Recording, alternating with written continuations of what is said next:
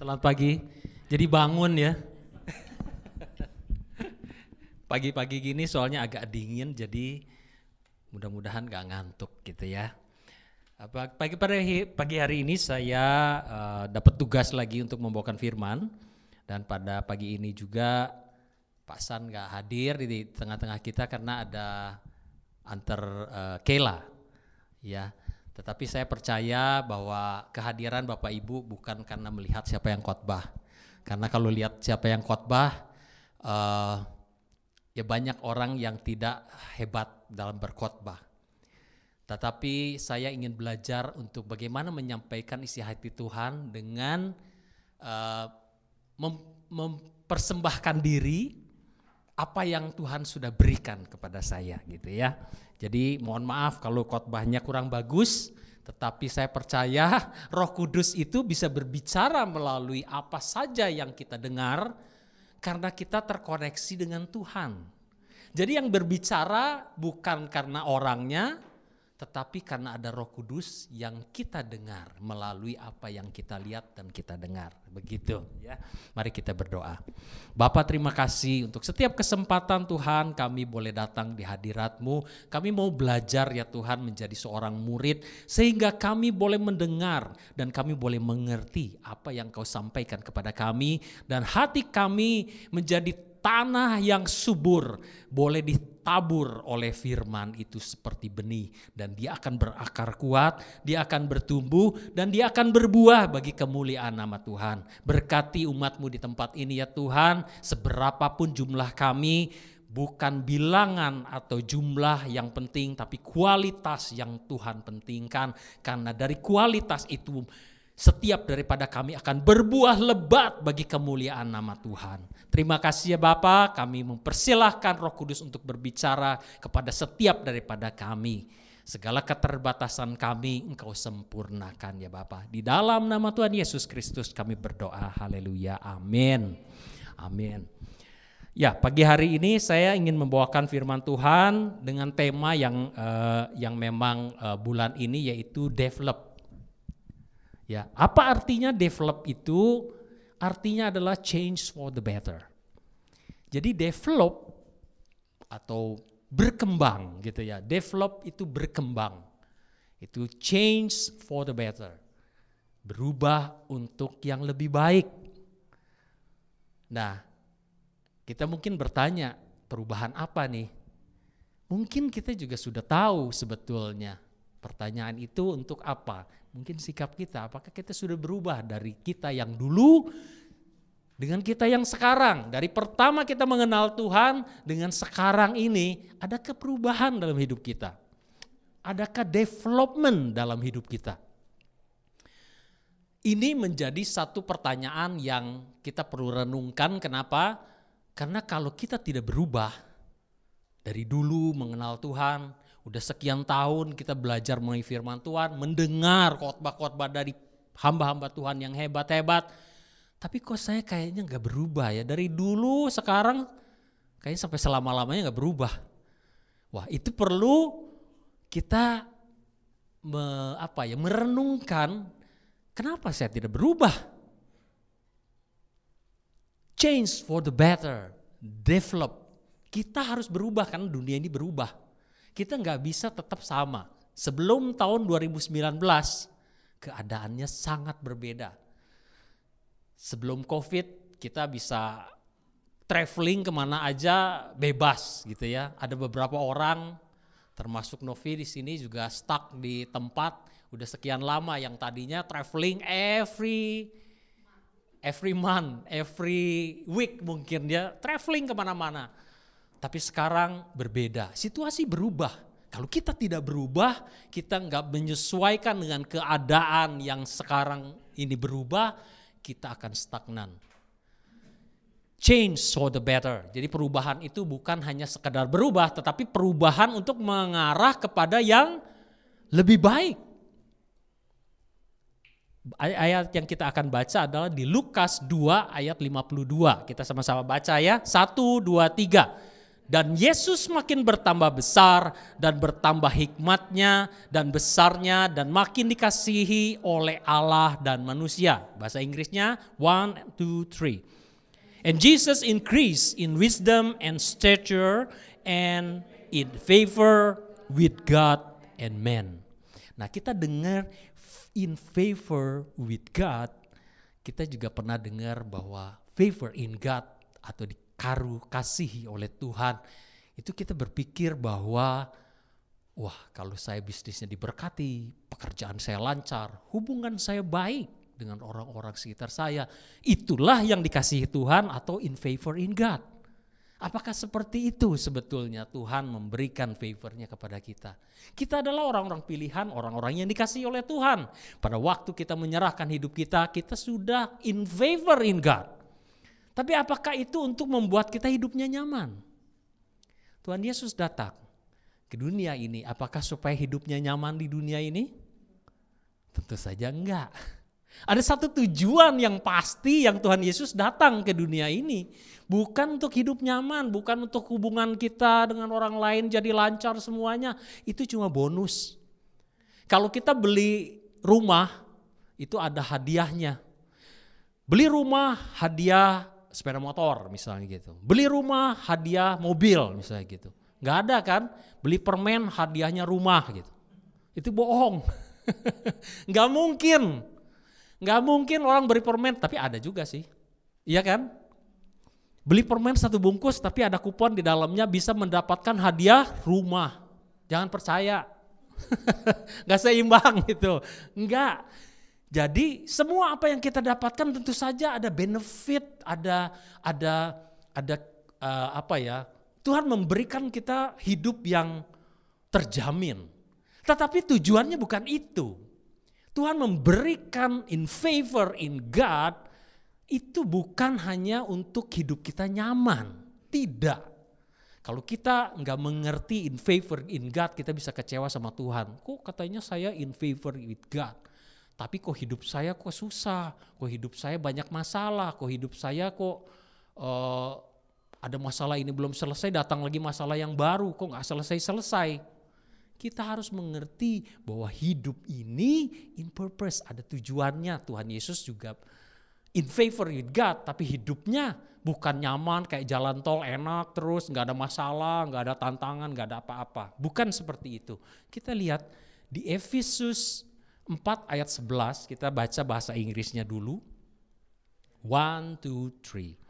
And he gave some apostles, and some prophets, and some evangelists, and some pastors and teachers for the perfecting of the saints, for the work of the ministry, for the edifying of the body of Christ, till we all come in the unity of the faith and of the knowledge of the Son of God, unto the perfect man, unto the measure of the stature of the fullness of Christ. Ini saya ada beberapa saya kasih highlight, tapi nanti kita baca bahasa Indonesia juga saya kasih highlight untuk kita lebih mengerti poin-poin ini. Kemudian ayat 14 ini agak banyak ya firmannya yang kita baca supaya kita mengerti apa yang disampaikan oleh Alkitab, gitu ya.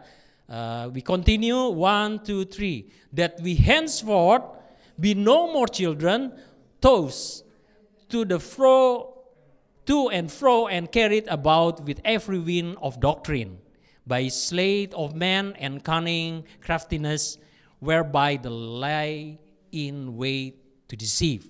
But speaking the truth in love may grow up into him in all things, which is the head, even Christ, from whom the whole body fitly joined together and compacted by the which every joint supplied, according to the effectual working in the measure of every part, make it increase of the body into the edifying of itself in love. Nah, kemudian kita mau lihat di bahasa Indonesianya. Efesus 4 ayat 11 sampai 16.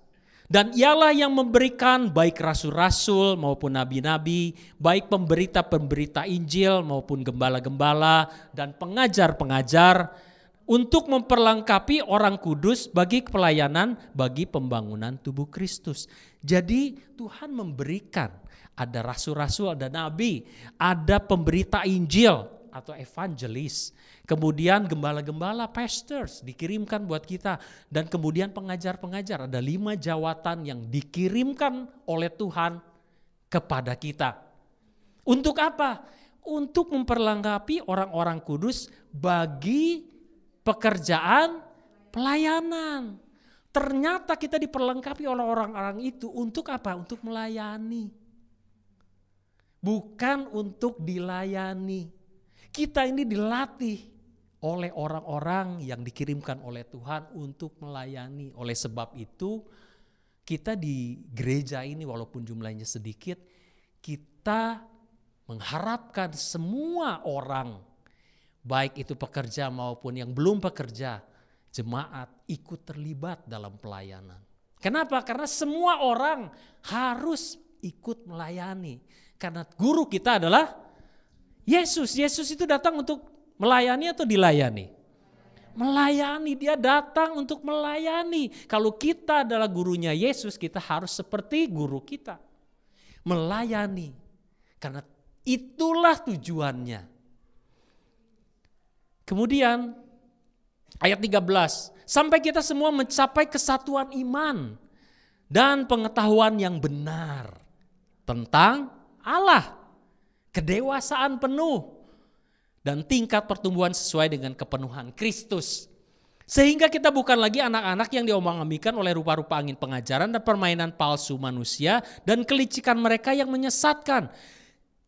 Kita datang beribadah, kita datang diajar oleh para pengajar, ada kelas KD. Gurunya, dosennya ada di sini. Itu pengajar-pengajar ini untuk mengarahkan kita supaya kita boleh mengerti akan pengetahuan yang benar tentang anak Allah dan iman kita di arah yang benar. Karena banyak orang beriman iman yang salah. Ada banyak pengajaran orang mengajarkan menganiaya orang untuk dapat pahala. Ada banyak pengajaran yang orang tersesat karena imannya salah. Dia beriman gak ada kepercayaan kepada Tuhan ada. Tapi iman yang keliru yang dia pilih. Dia matikan orang untuk mendapatkan pahala. Dia berani mengorbankan dirinya untuk mendapatkan pahala itu. Iman pengajaran, angin doktrin dari berbagai macam pengajaran ada banyak dan tidak akan berhenti sampai akhir zaman. Lalu bagaimana kita bertahan? Harus kita dapat pengajaran yang benar. Kalau kita selalu mencelok sana mencelok sini dengan pengajaran ini, pengajaran itu, ini agak sulit. Saya katakan agak sulit, kenapa? Karena setiap doktrin berbeda dengan karunia yang berbeda. Oleh sebab itu kita harus tertanam di sebuah gereja. Saya menghimbau untuk kita boleh mengerti ini. Saya bukan berkata bahwa oh ayo semua orang harus masuk RIM. Ya puji Tuhan kalau mau di RIM. Saya bersyukur. Tetapi pilihlah salah satu untuk kita tertanam supaya apa? Kita berakar dan bertumbuh. Karena pengajaran ini akan membuat kita jadi bingung. Karena satu doktrin berkata ini, kita pikir bahwa wah ini benar ini. Tapi kita pada waktu apalagi di media sosial sekarang kita banyak sekali kita bisa lihat pendeta ini menyanggah pendeta yang lain.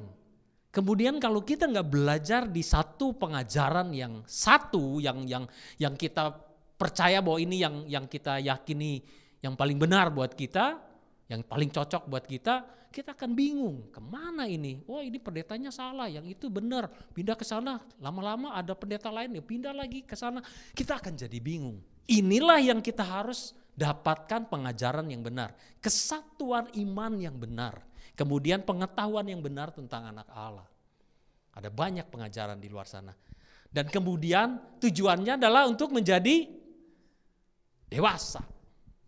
Kita nggak cukup hanya untuk bertumbuh.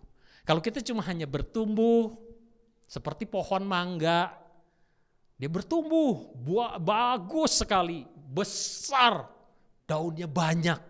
Tapi dia nggak berbuah. Kira-kira ada orang yang tertarik mau selfie, mau foto-foto gitu di pohon mangga itu? Kira-kira gimana? Saya rasa enggak. Kenapa? Enggak ada buahnya.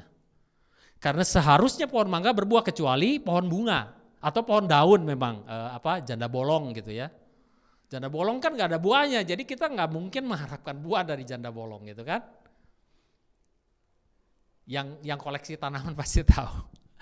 Ada namanya yang janda bolong gitu ya. Nah, pohon-pohon yang seperti itu sama seperti kita juga, kalau kita melihat pohon mangga kita berharap ada buahnya karena itu pohon yang harusnya berbuah. Sama dengan Tuhan mengharapkan kita kedewasaan penuh ini, kedewasaan yang menghasilkan buah. Saya ingat bahwa suatu peristiwa yang dialami oleh Patty mengenai favor of God ini bukan untuk keuntungan kita. Saya ingin bersaksi mengenai pengalaman dia ya. Suatu hari dia waktu dulu ya, anak saya waktu itu masih ada belum punya anak malah masih hamil Patty ini. Satu kali dia sedang trip perjalanan karena kita tinggal di Kute, kemudian dia bekerja di satu perusahaan, dia harus pergi ke Ubud gitu ya. Hampir setiap hari, sering sekali pergi ke Ubud. Tiap minggu ya, tiap minggu. Dia pergi ke sana dan sering, jadi sehingga dia udah hafal di luar kepala jalannya kan gitu. Satu kali Roh Kudus berbicara di dalam hatinya, kemudian Roh Kudus bilang dia lewat di satu restoran, belum nyampe ke Ubud dalam perjalanan, restoran baru. Dan itu pagi-pagi gitu, masuk. Hatinya mengerti bahwa Roh Kudus ini berbicara, tapi pikirannya ngapain? Saya udah sarapan, ngapain saya masuk ke sana? Jadi dia nggak mau, dia terus saja gitu ya. Dia terus jalan. Tiba di satu dalam perjalanan itu, tiba-tiba dia bisa lost gitu kayak, loh, saya ini di mana ini? Wah nyasar ini, salah nih. Kayaknya jalannya lewat nih kayaknya gitu. Makanya kemudian dia balik lagi. Setelah dia balik, lewat lagi restoran itu. Dan Roh Kudus bicara lagi dalam hatinya, dia katakan masuk. Nah saat itu dia mengerti bahwa Tuhan mau dia masuk tempat itu. Dan akhirnya ya udahlah, karena Tuhan suruh ya udahlah dia masuk dan dia berhenti di situ. Kemudian dia masuk karena pagi-pagi ada seorang pelayannya di situ, seorang wanita, dia lagi bersih-bersih, dia masuk, ditawari, oh ya Bu silakan duduk, ya mau makan apa? Dia bilang, enggak lah saya minum aja, dia bilang gitu. Tapi nanti temani saya ya, dia bilang gitu. Dan dia duduk di situ, dia pesen teh manis gitu. Nah setelah dibawakan minumannya, dia kasih minumannya, dia ngobrol-ngobrol. Kemudian orang ini bisa cerita masalah hatinya, entah bagaimana nggak tahu, nggak mengerti, dia bisa ceritakan bahwa dia itu, singkat cerita, rencana mau bunuh diri perempuan ini. Nah kemudian Patty jadi mengerti bahwa ternyata Tuhan mau saya masuk di tempat ini untuk orang ini. Jadi bukan untuk suruh dia makan, bukan suruh dia cobain menu baru di restoran baru ini, bukan. Tetapi ada tujuannya. Dan pada saat ada orang seperti itu, kemudian Patty mulai berdoa untuk dia, mau gak saya doakan. Kemudian menceritakan mengenai kebaikan Tuhan Yesus, bagaimana dia ditolong oleh Tuhan. Dan pada waktu itu sudah selesai dan kemudian dia bekerja, beberapa hari kemudian dia datang ke rumah. Karena waktu itu Patty juga kasih alamat dan nomor telepon, dia datang ke rumah dan mengucapkan terima kasih. Kenapa? Karena dia nggak jadi bunuh diri. Favor in God dipergunakan bukan untuk keuntungan diri kita sendiri, tapi favor in God adalah untuk menolong orang lain, melayani orang lain. Kadang-kadang Tuhan berbicara, makanya saya percaya mungkin ada beberapa orang atau mungkin masih ada orang yang tidak percaya dengan Roh Kudus berbicara. Ada banyak hamba Tuhan yang berbicara, Tuhan berbicara kepada saya. Mungkin kita masih ada skeptik gitu ya. Berbicara, wah hebat benar Tuhan bicara sama kamu. Mungkin kita bisa bicara seperti itu, tetapi ketahuilah bahwa Tuhan masih berbicara sampai hari ini. Saya sangat percaya karena saya ngalami, istri saya ngalami, kemarin juga waktu kita KD, Om Hin ngalami, Tante Grace ngalami bagaimana Tuhan tuntun untuk menemukan satu buku yang gak pernah dia lihat. Roh Kudus berbicara, itu bukunya. Dia langsung ambil bukunya yang tipis itu dan betul itu yang dicari. Jadi betul Roh Kudus itu ada dan berbicara kepada kita. Dan bukan kepada setiap hanya hamba Tuhan atau kepada pendeta, kepada pastor atau evangelis, tapi kepada setiap kita yang mau. Kalau hati kita terbuka, kita akan bisa mendengar itu. Pertama kali saya mendengar suara Tuhan, saya belajar untuk mendengar suara Tuhan.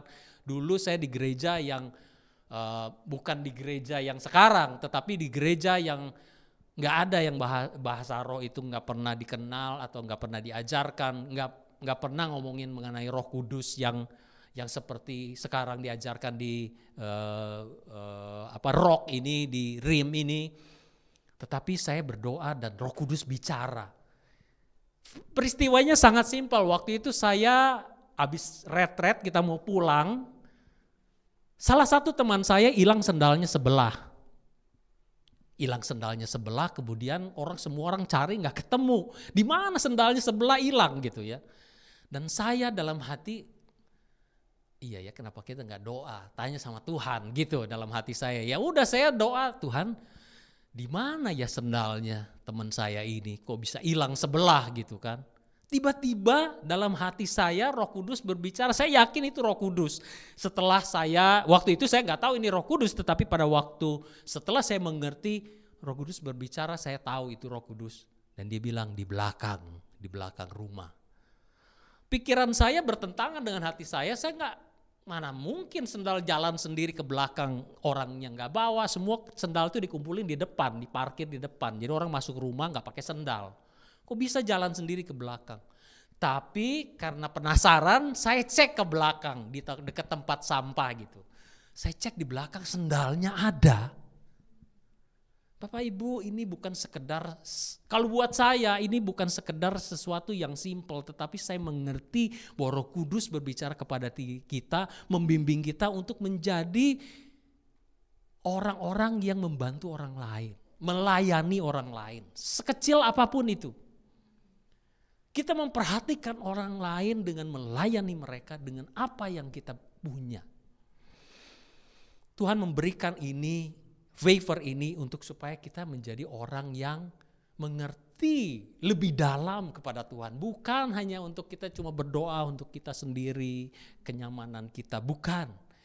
Nah, di ayat selanjutnya, tetapi dengan teguh berpegang kepada kebenaran di dalam kasih, kita bertumbuh di dalam segala hal ke arah siapa? Ke arah Kristus. Fokusnya adalah Kristus, fokusnya adalah Yesus Kristus yang menjadi kepala. Mungkin kita berbeda, gak perlu kita saling menghakimi kalau kita memang dalam doktrin yang berbeda. Gak usah fokus ke sana deh, masing-masing punya keyakinan sendiri, kita gak perlu masuk di arena itu. Masih banyak hal yang kita harus bisa kerjakan untuk melayani orang lain daripada kita cuma berdebat mengenai doktrin dan pengajaran menyalahkan orang. Dan kemudian daripada nyala seluruh tubuh yang rapi tersusun dan diikat menjadi satu oleh pelayanan bagi semua bagian. Sesuai dengan kadar pekerjaan tiap-tiap anggota. Kayak kita di gereja, kita punya talenta masing-masing. Ada yang pengajar, ada yang evangelis, ada yang pastor talentanya, ada yang bisnis. Ada banyak talenta yang Tuhan berikan. Ada yang pintar masak kue, baker. Ada yang pintar mijit, apalagi bisa mijit pasangannya, wah itu pelayanan loh ya. Tapi sekarang udah pada beli bor itu ya. Jadi pelayanannya lebih ringan gitu, di bor semua pakai alat itu ya, alat pijitan itu. Nah, setiap orang punya pelayanan dan talenta yang berbeda, tetapi semuanya itu arahnya kepada Kristus, melayani. Kita punya semua talenta itu. Mau disadari atau tidak, mau diakui ataupun tidak, kita punya semua talenta itu. Tuhan sudah berikan minimal satu, ya kan? Perumpamaan tentang talenta ada yang 1, 3, dan 5 kan gitu. Minimal 1 orang punya 1.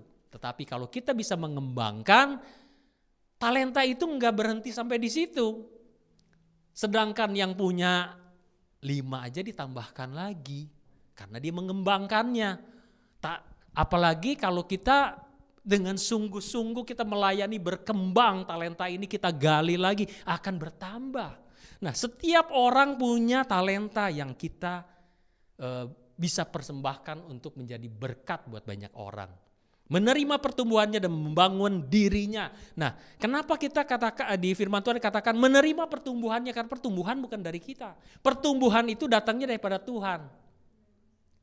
Nah, dari pertumbuhan itu kita membangun diri kita karena Tuhan memberikan benih itu kepada kita sehingga kita bisa bertumbuh dan kita bagiannya merespon dengan membangun diri. Kita perlu melatih diri kita sendiri. Dulu jangankan saya suruh berdiri di sini untuk bawakan firman, terus terang aja. Suruh doa makan aja, doa makan. Kan simpel kan, Tuhan terima kasih makanan ini, amin. Gitu kan bisa toh. Itu nggak bisa, saya nggak bisa ngomong. Terus terang nggak bisa. Keringet sebiji jagung keluar suruh doa makan itu di komsel itu. Nggak bisa. Kenapa? Nggak pernah dilatih.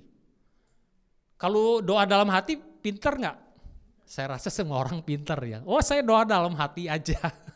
Pinter semuanya. Tapi begitu kita ngomong atau berdoa keluar suara, oh boleh coba gitu ya. Makanya dilatih di mana?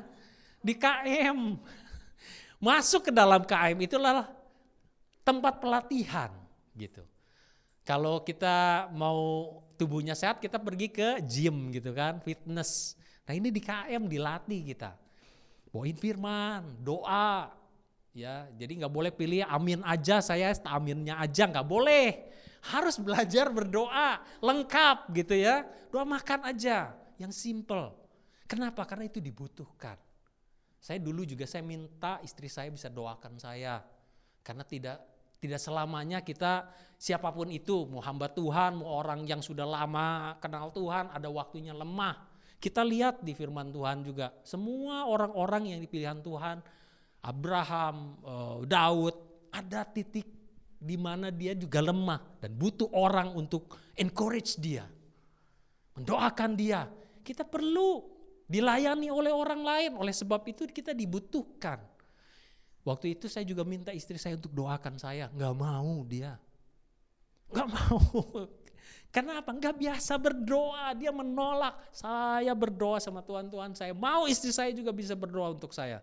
Pada saatnya Tuhan memberikan jalan dan dia melatih, ya di KM lah, dipaksa, sedikit dipaksa. Kalau nggak dikasih beban kan kayak jam, pernah lihat jam itu ya, kalau zaman sekarang mungkin udah gak keluar kali ya jam itu yang ada bandulnya. Zaman dulu itu kalau jam bandulnya diangkat itu jarumnya gak muter itu. Jam lonceng itu yang ada bandulnya yang teng serem gitu, yang kayak film-film horor di Indonesia gitu kan suka pakai jam itu. Nah, bandul itu, beban itu membuat jarumnya bergerak. Hidup kita juga diberikan oleh Tuhan untuk supaya apa? Supaya hidup kita bergerak.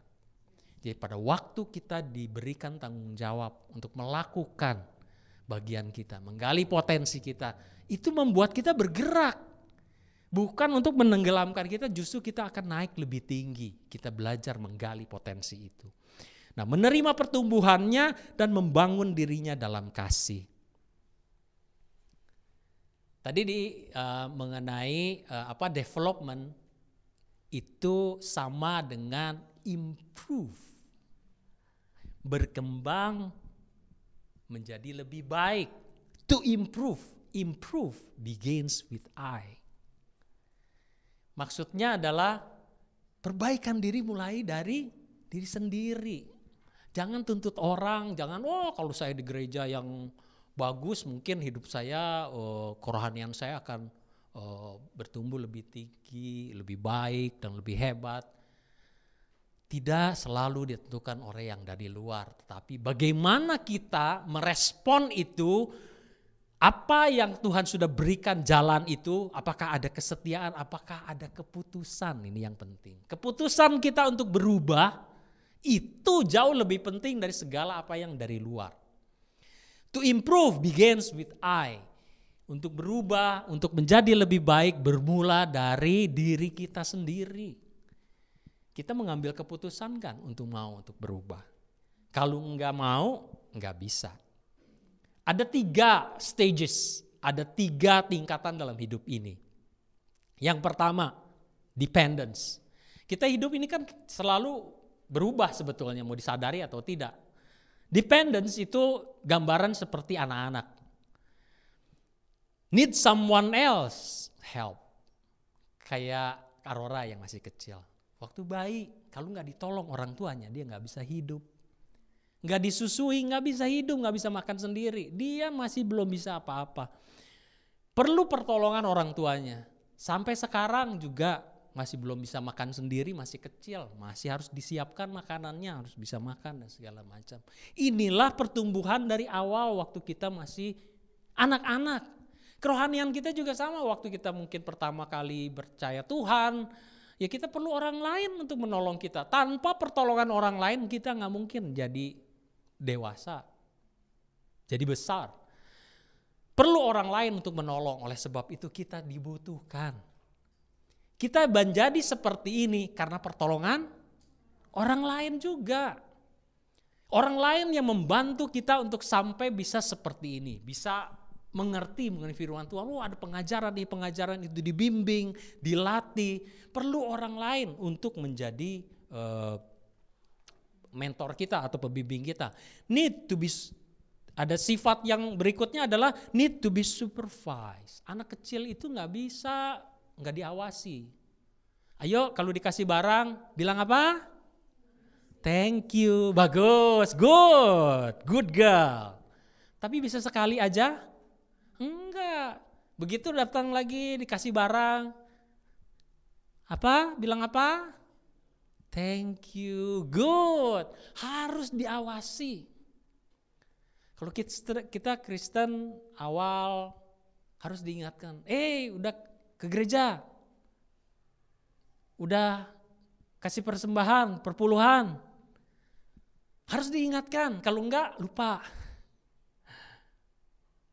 Ibadah, KM, harus diingatkan, to be supervised, karena masih muda. Kemudian sifat yang ketiga adalah selfish. Anak kecil nggak mengerti untuk about me, myself, and I. Iya kan? Dia lapar, dia nangis, nggak peduli. Mamanya lagi sibuk atau apa, papanya nggak peduli. Pokoknya saya lapar. Harus now. Anak-anak masih belum mengerti. Anak-anak masih self-centered. Semuanya untuk dirinya sendiri. Dia ambil makanan bukan untuk kasih orang, tapi dia untuk makan dia sendiri. Semuanya masih untuk diri sendiri. Kemudian tahap yang kedua adalah independence. Independence adalah peningkatan pada waktu anak ini udah mulai remaja. Dia udah bisa self-manage. Mandi kalau masih kecil kan. Ayo diingatkan lagi mandi. Sekarang udah gak usah, dia mandi sendiri, udah tahu. Gitu ya. Explore themselves. Jadi kalau kita anak-anak masih meniru orang tuanya bikin apa, head and shoulder and and toes, knee and toes, niru. Terus niru. Nah, pada waktu dia sudah menjadi remaja, dia menjadi orang yang sudah bisa mempunyai gaya sendiri, gitu ya. Nah, inilah ciri-cirinya. Dia bisa mandiri, dia bisa kalau secara kerohanian dia udah bisa berdoa sendiri. Dia kalau masih anak-anak ciri-cirinya kalau mau ini minta pendetanya, Pak doakan saya Pak, ini saya begini, saya ada masalah ini Pak doakan saya Pak bantu saya ini Pak ini. Pendetanya sibuk karena masih anak-anak, malah perlu ditolong terus. Tapi kalau udah remaja dia udah bisa berdoa sendiri, dia udah mandiri. Tetapi cannot help others. Belum bisa untuk mikirin orang lain, membantu orang lain, belum bisa. Hanya mikirin masih dirinya sendiri. Tapi dia udah mandiri, gak ngerepotin gitu. Enggak. Tapi tidak cukup sampai stop sampai di situ. Yang penting saya udah independence, nggak nyusahin orang, saya udah bisa sendiri, udah bisa ini dan itu. Tidak cukup sampai di sana, perjalanannya harus naik satu tingkat lagi, adalah interdependence. Interdependence adalah mature, full maturity, dewasa penuh. Dan disinilah dihasilkan buah roh.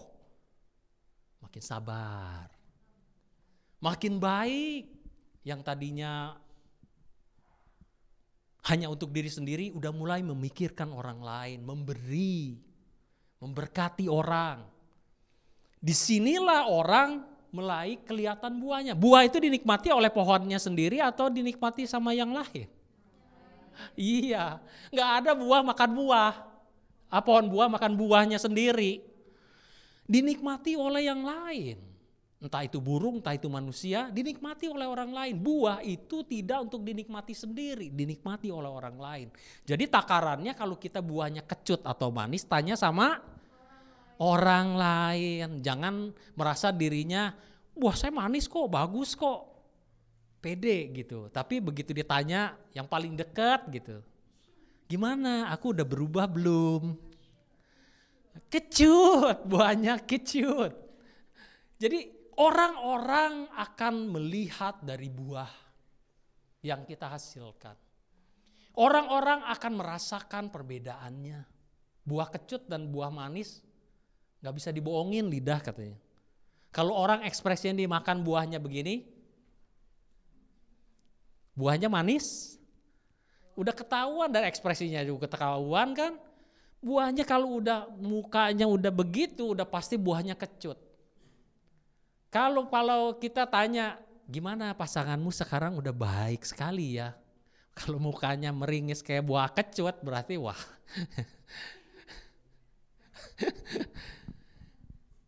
Ini adalah tolok ukur untuk kita bisa melihat.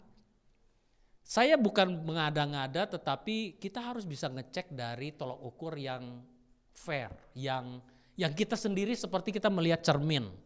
Bukan Pak Cermin loh ya. Kaca gitu ya, kaca. Kalau kita ngaca, kalau ada satu, kalau misalnya wanita make up-nya belang gitu ya, lebih merah yang kiri daripada yang kanan, atau alisnya lebih tinggi sebelah gitu. Kalau ngaca kan tahu kan? Ataukah mau dibelahin kaca, dipecahin, oh ini kaca gak bener nih, dipecahin gitu. Kan enggak ya. Kalau kita lihat kaca, alis saya kok tinggi sebelah ya, ini naik, ini turun. Itu adalah gambar yang sesungguhnya. Kalau kita mau tanya kepada orang-orang yang terdekat kita seperti cermin, seperti kaca kita, ya Bu Intan sih bolehlah tanya Pak Cermin gitu ya. Gimana? Apakah saya sudah berubah? Itu gambarannya sesungguhnya. Pasangan kita adalah orang yang paling dekat yang seperti cermin ini. Kalau dia bilang, ya masih rada kecut sayang, ya diubah gitu. Karena ini penting sekali, ini adalah kedewasaan. Kalau kita nggak bisa terima diri kita sendiri, ya bagaimana kita berubah? Kalau kita nggak bisa menerima apa yang kita puja sekarang, keadaan kita, gimana kita berubah? Karena kita pikir kita ini baik-baik saja, kita ini paling sempurna mungkin, udah aman gitu. Enggak, kita harus punya kaca untuk kita bisa melihat. Kemudian kita juga bisa dimintakan seorang yang dewasa bisa bertanggung jawab dengan apa yang kita pegang. Kalau anak-anak nggak bisa, kayak misalnya Aurora pergi ke supermarket, kemudian pegang apa gitu, kemudian ada yang pecah. Kemudian supermarket menuntut Aurora yang masih umur sekian untuk ganti, ya enggak lah, orang tuanya yang ganti, yang tanggung jawab. Karena orang tuanya yang dewasa. Jadi anak-anak nggak bisa tuntut tanggung jawab, tetapi seorang yang dewasa ada rasa tanggung jawab dan punya tanggung jawab. Bisa mempertanggungjawabkan. Jadi apa yang kita buat itu, kita bisa responsibel dengan apa yang kita buat. Enggak sembarangan. Dan kemudian yang ketiga adalah help others and inspire others. Apa yang kita buat itu berdampak kepada orang lain. Mau kita berbuat baik ataupun jahat. Kalau kita marah, gak usah sampai kita maki dengan kata-kata kasar dan ini. Muka kita gak enak aja. masuk ke satu ruangan dan kita bisa melihat, wah ini lagi bad mood nih. Suasana berubah kok. Kalau kita masuk ke dalam satu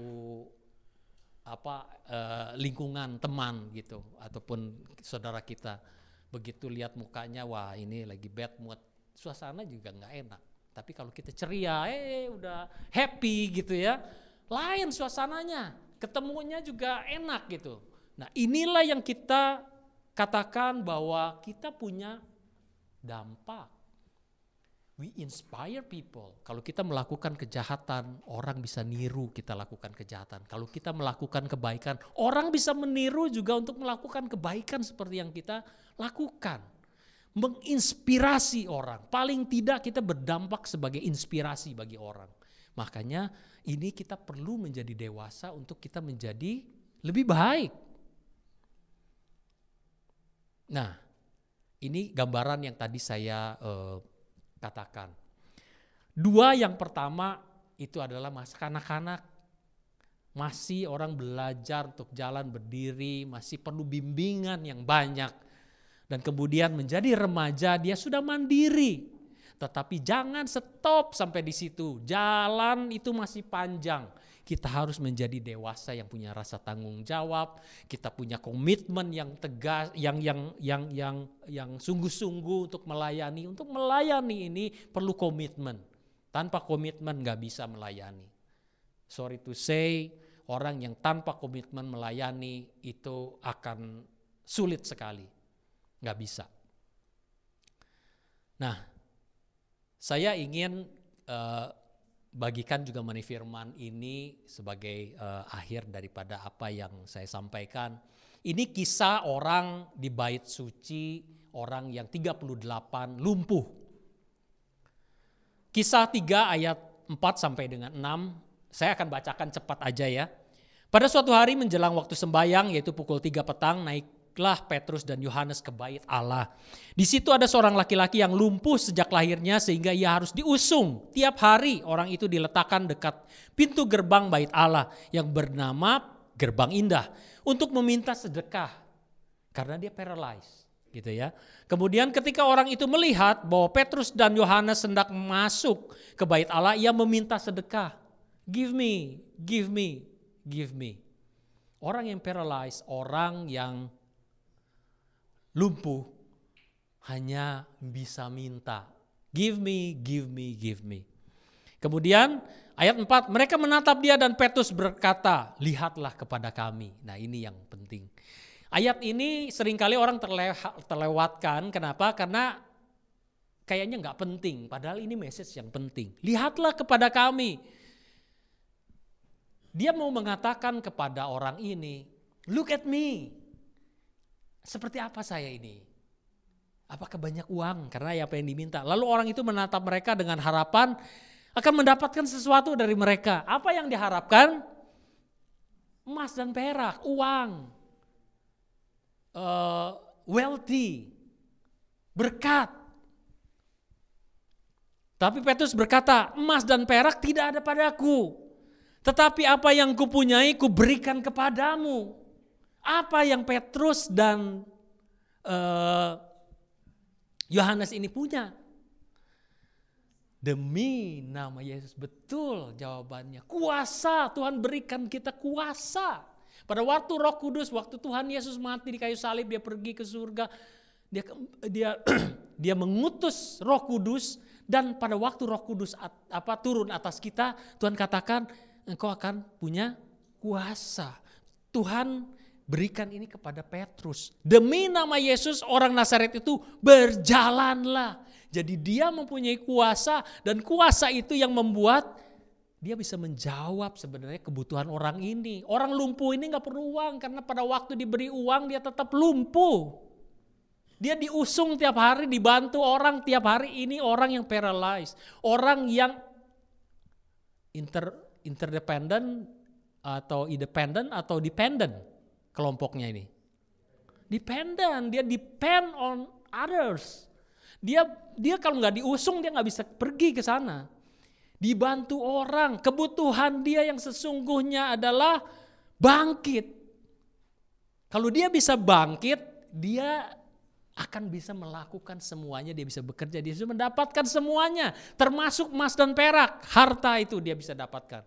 Kebutuhan sesungguhnya bukan emas dan perak, karena pada waktu Petrus kasihkan dia uangnya, dia tetap lumpuh. Tapi Petrus tahu jawabannya, demi nama Yesus orang Nazaret itu berjalanlah. Lalu ia memegang tangan kanan orang itu dan membantu dia berdiri. Seketika itu juga kuatlah kaki dan mata kaki orang itu. Ia melonjak tuh. Pada waktu dia sudah dibangkitkan, dia melonjak berdiri, lalu berjalan kian kemari dan mengikuti mereka ke bait Allah. Artinya cuma di pekarangan, dia masuk sekarang ke dalam bait Allah. Berjalan dan melompat. Excited karena jawaban yang dia tunggu itu sesungguhnya itu. Dikasih uang dia biasa gak melonjak. Tapi pada waktu dia dikasih kesembuhan dan bangkit rohnya. Bukan hanya fisiknya, rohnya bangkit sehingga kakinya dikuatkan. Itu yang membuat dia melonjak dan melompat memuji Allah. Karena semua bebannya diangkat sudah. Seluruh rakyat itu melihat dia berjalan sambil memuji Allah. Semua orang melihat mujizat ini. Semua orang memuji Tuhan. Pada waktu kita melayani orang melihat dan akan memuji Tuhan melalui kehidupan kita. Itulah pelayanan. Pada waktu kita melayani orang dan orang itu melihat ada Tuhan yang menyertai kita, orang lain akan memuji Allah, memuji Tuhan. Lalu mereka mengenal dia sebagai orang yang biasanya duduk meminta sedekah di gerbang indah bait Allah, sehingga mereka takjub dan tercengang tentang apa yang telah terjadi padanya. Nah, ini bahasa Inggrisnya. Mungkin kita nggak usah baca ya. Silver and gold I have none, but such I have give I you in the name of Jesus Christ. Rise up, katanya. Rise up itu bangkit and walk. Bangkit ini yang membuat dia melompat keluar daripada tilamnya dia. Inilah yang membuat semuanya itu lengkap dalam hidup kita. Dikatakan seperti ini, failure is not about falling, but refusing to get up.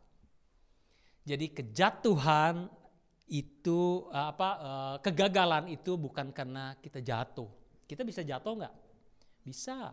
Kita bisa salah nggak? Bisa. Tapi bukan masalah itu. Kita semua belajar, orang jalan bisa jatuh, bisa kesandung. Orang yang udah sekian tahun umurnya udah dewasa juga bisa kesandung, bisa jatuh. Gak hati-hati jalannya bisa jatuh. Tetapi bukan tentang jatuhnya. Tetapi adalah refusing to get up. Orang yang paralyzed itu kalau dia menolak, gak usah lah kasih duit aja, saya gak usah bangkit.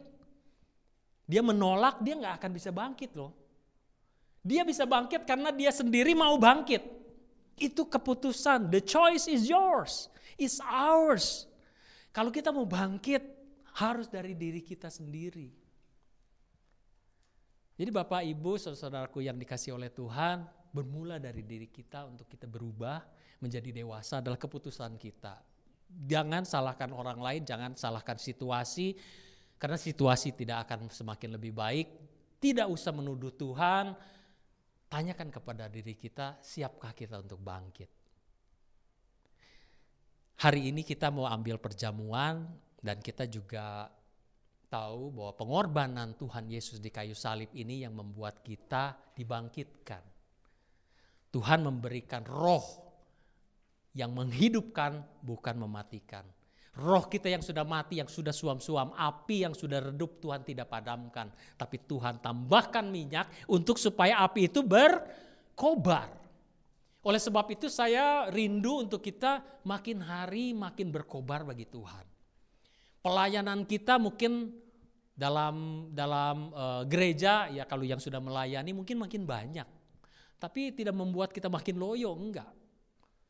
Jangan ucapkan kita, wah ini capek lah, beban segala macam, gak usah. Saya hapuskan itu dari kamus saya. Kenapa? Karena itu membuat jadi kita tambah capek, gak usah diomongin.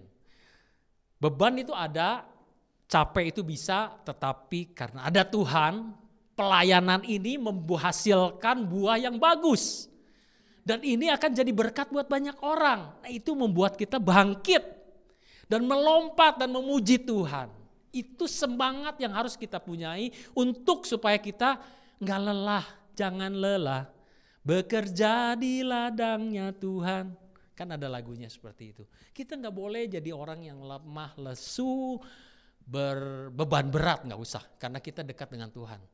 Tuhan katakan, marilah kepadaku, hai yang letih lesu dan berbeban berat, datang kepada Tuhan. Pada waktu kita dekat dengan Tuhan, semua beban itu Tuhan angkat.